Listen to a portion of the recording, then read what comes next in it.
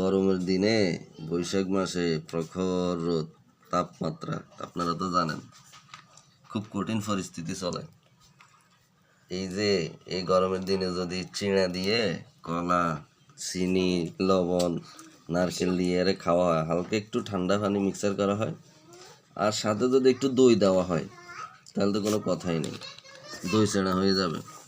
তো বন্ধুরা, আসলে এখন আমার এই মুহূর্তে দই নাই, তো ওই ঐতিহ্যবাহী খাবার চিড়া, এটা আসলে স্বাস্থ্যের জন্য অনেক ভালো, এবং আমি এগুলো খেলে খুব ওই ঠান্ডা লাগে, মানে ঠান্ডা ফ্রিজের পানি দিয়ে দিচ্ছি, ফ্রিজের পানি দিচ্ছি যে মানে বেশি গরম তো সেই জন্য।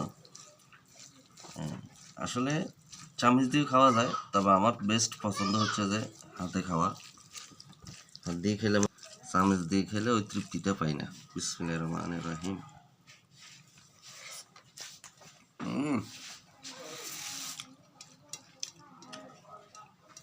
এই গরমে দই ছিঁড়া বা ছিঁড়া দিয়ে কলা দিয়ে খেলে খুব ভালো লাগবে। আপনারা ট্রাই করতে পারেন, খুব ভালো লাগবে। আর বুঝুন তো, বাড়িতে যখন খাই হাসি, এক এক দিন এক এক ধরনের নাস্তা, এই জিনিসটা আসলে বাড়ির সৌন্দর্য। এটা এক এক দিন এক এক রকম। যে মানুষদের হাতে রান্নাগুলা, বা অনেক সময় যেমন আজকে যে চিড়া খাচ্ছি, এটা একটা শরীরের জন্য অনেক ভালো। আপনারা এই গরমের দিনে ট্রাই করে দেখতে পারেন, ইনশাল্লাহ আশা করি ভালো লাগবে। ধন্যবাদ।